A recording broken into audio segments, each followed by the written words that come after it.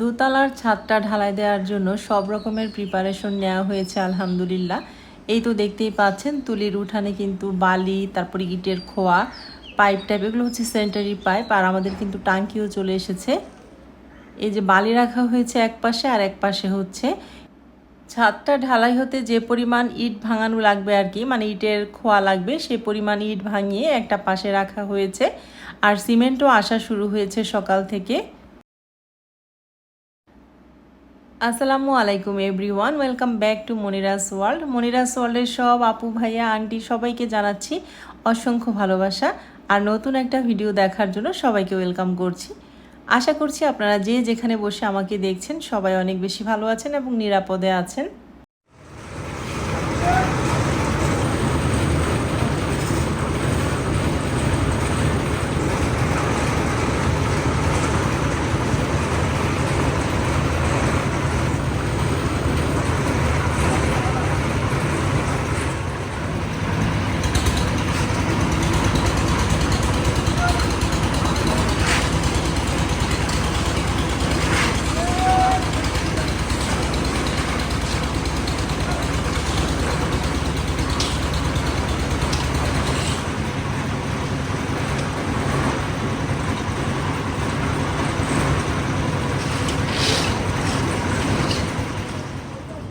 বিসমিল্লাহ বলে আমাদের 2 তলার ছাদ ঢালাই শুরু হয়ে গেছে আলহামদুলিল্লাহ।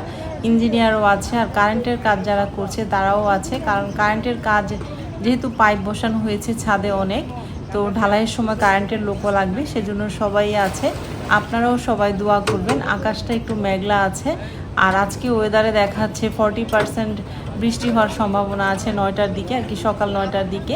তো আমরা খুব টেনশনে আছি, সবাই শুধু আল্লাহকে ডাকছি, আর একটা বিশ্বাস ছিল যে আল্লাহ আমার সহায় হবেন। 9টায় যেহেতু বৃষ্টি দেখাচ্ছে, আমরা সেই জন্য কাগজও কিনে এনে রেখেছি, যদি বৃষ্টি পড়া শুরু করলো যেন ঢেকে রাখতে পারি। একবার একদম আকাশটা মেঘলা হয়ে এমন ভাব দেখাচ্ছে, মনে হয় যেন এই বুঝি ঝুম বৃষ্টি নামবে। আবার কিছুক্ষণের মধ্যেই হচ্ছে রোদ উঠে যাচ্ছে। আল্লাহর রহমত বলতে পারেন, আল্লাহ ভালোভাবেই ঢালাইটা সম্পূর্ণ হয়েছে। গুড়ি গুড়ি বৃষ্টি একটু পড়েছিল, কিন্তু অনেক বৃষ্টি পড়েনি। অনেক বৃষ্টি পড়লে আমার অনেক বড় ক্ষতি হয়ে যেত। আল্লাহই রহমতের মালিক, আল্লাহই সব কিছু দেখেছে। আমি তো এখন আপনাদেরকে ভয়েস ওভার করে ভিডিওটা পরে শেয়ার করছি। ঢালাই কিন্তু অলরেডি হয়ে গেছে। আর যেহেতু ক্রেন দিয়ে উপরে ঢালাইটা উঠানো হচ্ছে, গতবার কিন্তু তুলির আম গাছটা একটু টানা দিতে হয়েছে, এবার একদম সুন্দরভাবে নিচের দিকে নেমে যাচ্ছে, কোনো গাছের পাতায়ও লাগছে না, কারণ গাছে অনেক আম আছে। আমি আগেই বলেছি আমটাম যেন পড়ে না বা আমের যেন কোনো ক্ষতি হয় না, সেইভাবে যেন ক্রেনটা লাগানো হয়।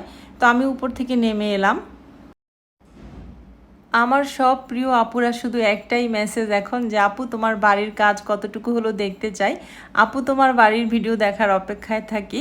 আবার কোনো কোনো আপুরা বলেন যে আপু বাড়ির ভিডিও বেশি করে দিবে, সেজন্য কিন্তু আমি ভিডিও করে রাখি, দেওয়ার সময় হয় না ভয়েস ওভারের জন্য। আমার কিন্তু অলরেডি টালির কাজ শুরু হয়ে গেছে, মানে টাইলসের কাজ, সরি। আমি একদিন টালি বলেছিলাম, একজন আপু কমেন্ট করেছেন যে টালি কি। টাইলসকেই টালি বলা হয়, যারা টালি মিস্ত্রি আছে আর কি, টাইলসের মিস্ত্রি, তারা টালিই বলে। সেজন্য তাদের সাথে থাকতে থাকতে এখন আমিও টালিই বলে ফেলছি। আজকে হচ্ছে আমার নিচে গ্রানাইটটা বসানো হয়েছে, আর সিঙ্ক চুলা এগুলোর মাপ দিয়ে দিয়ে কাটা হবে আর কি। আগামীকালকে আবারও গ্রানাইটের লোক আসবে। আর এদিক থেকে তিনটা ওয়াশরুম পুরোপুরি এখনও টাইলস হয়নি, 2টা ওয়াশরুম টাইলস হয়েছে। আর ভাড়াটিয়াদের যে 2টা কিচেন ছোট ছোট, সেই কিচেনগুলো টাইলস হয়ে গেছে। আমার কিচেনটাও মোটামুটি টাইলস হয়েছে, কিন্তু ফ্লোরগুলো টাইলস হয়নি।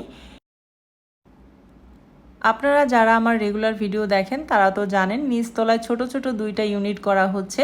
তো আমরা কিন্তু আপাতত ঈদের আগেই এই ইউনিটগুলোতে, মানে এই ফ্ল্যাটগুলোতে উঠার চেষ্টা করছিলাম, আপ্রাণ চেষ্টা করছিলাম, জানি না উঠতে পারবো কিনা। খুব করে চাইছিলাম যে নিজের বাড়িতে উঠেই ঈদটা করব। এখন আল্লাহ তাআলা কপালে কি রেখেছেন জানি না। তো ফ্লোরের টাইলস কিন্তু এখনও হয়নি। এই যে এই ছোট ইউনিটগুলোতে হচ্ছে 32x32 টাইলস লাগাচ্ছি, আর ওয়াশরুমেরগুলো হয়ে গেছে টাইলস করা। আর একটু বারান্দায়ও আসলাম আপনাদেরকে আকাশটা দেখানোর জন্য। দেখেন কেমন করে রাগ হয়ে আছে, ওই যে দেখেন, মনে হয় যেন এই বুঝি বৃষ্টি নামলো, তাই না? কিন্তু না, আল্লাহর অশেষ রহমত। এরকম করেই সারাটা দিন কেটেছে, বৃষ্টি আর হয়নি। গুড়ি গুড়ি একটু পড়েছিল সেটাতে সেরকম কোনো ক্ষতি হয়নি। আর এদিকে দেখেন আমরা কিন্তু অনেক কচু গাছ লাগিয়েছি, কচু গাছ থেকে অনেক লতিও হচ্ছে।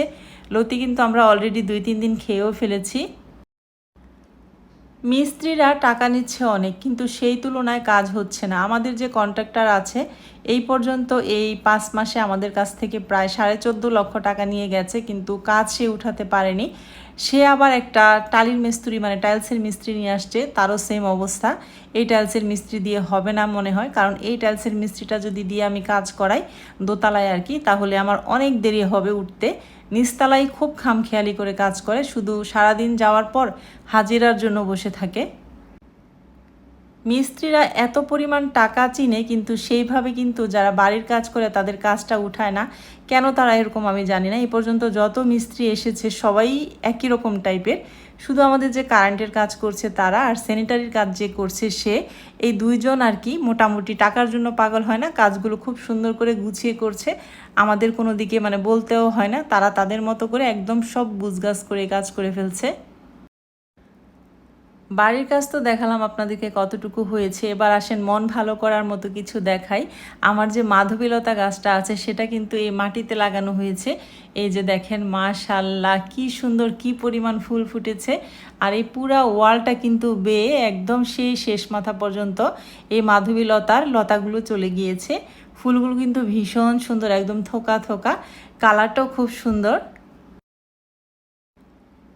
আর এখানে যেহেতু ভ্যারাইটিস রকমের ফুলের গাছ আছে, এই জায়গায় দাঁড়ালে না খুব সুন্দর একটা গন্ধ আসে, মানে ঘ্রাণ আসে নাকে, একদম মন ভালো হয়ে যায়। আপনাদেরকে আমি মাধবীলতার লতাটা কত ছড়িয়েছে একটু দেখাচ্ছি। আমার ভীষণ ভালো লাগছিল ফুলগুলো দেখে, ভাবলাম আমার প্রিয় আপুদের সাথেও শেয়ার করি। যারা গাছ প্রিয় মানে গাছ পাগল আপুরা আছেন তারা খুব খুশি হবেন বা আপনাদের কাছে ভালো লাগবে।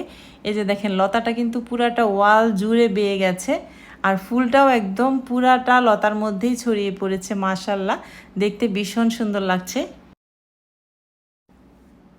তো যারা এতক্ষণ ধরে আমাকে ধৈর্য ধরে দেখছেন, আমার বাড়ির কাজগুলো দেখছেন, ছাদ ঢালাই হচ্ছে, নিচে হচ্ছে প্লাস্টারের কাজ চলছে, টাইলসের কাজ চলছে, তারপরে হচ্ছে আমার কিচেনটা রেডি হচ্ছে, টাইলস বা গ্রানাইট বসানো হয়েছে, সব কিছুই কিন্তু মোটামুটি আপনাদের সাথে শেয়ার করলাম।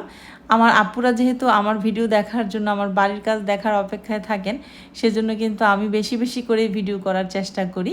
আপনারা যে যেখান থেকে আমাকে দেখেন মন থেকে আমার জন্য দোয়া করবেন, যেন সব কিছু ঠিকঠাক মতো সব কিছু ভালো মতো হয়। আর যারা আমাকে ভালোবেসে আমার ভিডিওগুলো দেখছেন তারা কিন্তু অবশ্যই একটা লাইক দিয়ে ভিডিওটি কন্টিনিউ করবেন। আর যারা এখনও চ্যানেলটিকে সাবস্ক্রাইব করেনি তারা কিন্তু অবশ্যই চ্যানেলটিকে সাবস্ক্রাইব করে আমার চ্যানেলটির পাশেই থাকবেন। আমার কিন্তু আর 8,000 সামথিং সাবস্ক্রাইবার হলে আমি 1 লক্ষ সাবস্ক্রাইবার গেইন করব। আপনারা খুব শীঘ্রই আমাকে সেই জায়গাটায় পৌঁছে দিবেন, আমি আপনাদের কাছে এই আশাটা রাখছি।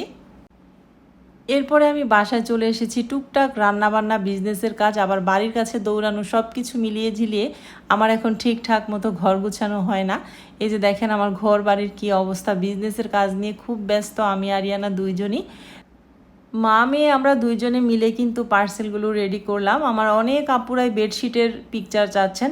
আসলে বেডশিটের পিকচারগুলো যেগুলো নতুন আছে বা অ্যাভেলেবেল আছে পিকচার তোলা নাই। আমি আজকে ইনশাল্লাহ পিকচারগুলো তুলে আপনাদের মাঝে শেয়ার করব। আপনারা ঈদের আগেই নিতে পারবেন যার যেটা পছন্দ হয়। আর আমার আব্বা এসেছে, আব্বা এসে ফলগুলো এখানে রেখেছিল, আমি ফলগুলো বের করার সময় পাইনি, তো এখন ফলগুলো সব বের করে নিচ্ছি। কিছু আম এনেছে, পেয়ারা, মানে আরিয়ানা আইমান ওরা যা যা খেতে পছন্দ করে সেই ফ্রুটসগুলোই আমার বাবা প্রতিদিন নিয়ে আসার চেষ্টা করে। আমি বলি যে লিচু খায় না, আমার 2টা বাচ্চার একটা বাচ্চাও না লিচু খেতে চায় না, আমি নিজেও খাই না লিচু, সেজন্যই হয়তো ওরাও খাওয়া শিখেনি। তো বছরের প্রথম লিচুও নিয়ে এসেছে আমার বাবা। পার্সেল রেডি করতে করতে আমি আবার বাবাকে ভাতও দিলাম। যেহেতু বিজনেস করি, বিজনেসটাকে অনেক বেশি রেসপেক্ট করি। পার্সেলগুলো রেডি হয়ে গেলে মাথা থেকে অনেক বড় একটা টেনশন নেমে যায়, কারণ 5টার পরে আমাদের পিক আপ, মানে 5টার পরে আমাদের প্রোডাক্টগুলো পার্সেলগুলো নিতে চলে আসে ডেলিভারি ম্যান, সেজন্য একটু তাড়াহুড়াও থাকে। তো এই তো ফলগুলো কিন্তু গুছিয়ে রাখলাম। সব কাজের ফাঁকে ফাঁকে কিন্তু আমি আবার ওর বাবাকে বেশ কয়েকবার চাও বানিয়ে দিয়েছি। সেগুলো তো আর সব কিছু ক্যামেরায় ক্যাপচার করা যায় না সারাদিনের এত ব্যস্ততার মধ্যে। এরপরে আমি আবার চা বানিয়ে নিয়ে একটু এলাম ওর বাবাকে দিতে, আর হচ্ছে ছাদটা কতটুকু ঢালাই হলো সেটাও দেখছিলাম। মাঝখানে কিন্তু একবার গুড়ি গুড়ি একটু বৃষ্টি পড়েছিল, সেজন্য কাগজ দিয়ে একটু জায়গা আর কি ঢাকা হয়েছে। অনেক রকমের বৃষ্টি, মানে জোরে বৃষ্টি আসেনি, সেজন্য আমরা বড় রকমের বাঁচা বেঁচে গিয়েছি। আল্লাহ আমাদের উপরে অনেক রহমত নাজিল করেছেন। 4 ভাগের 3 ভাগ হয়ে গেছে। তো আজকের ছাদ ঢালাইটা একটু কম সময় লেগেছে, একটু সকাল থেকেই শুরু করেছে, 7:30 থেকে শুরু করেছে, 5:30 নাগাদই আমাদের ঢালাইটা শেষ হয়ে গেছে। প্রথম যে ছাদটা ছিল সেটা কিন্তু অনেক সময় লেগেছে, রমজানের মধ্যে ঢালাই হয়েছিল, রাত্রে 8:30 পর্যন্ত লেগে গিয়েছে। সেটার একটু মানে স্পেসটাও বেশি ছিল সামনে, যেহেতু বারান্দা আছে। আর এটার তো বারান্দা নেই, মানে 3 তলার যে ফ্লোরটা হবে, 2 তলার ছাদটা আর কি, সেটার যেহেতু বারান্দা হবে না বড় বারান্দাটা, সেজন্য এটাতে একটু সময়টা কম লেগেছে।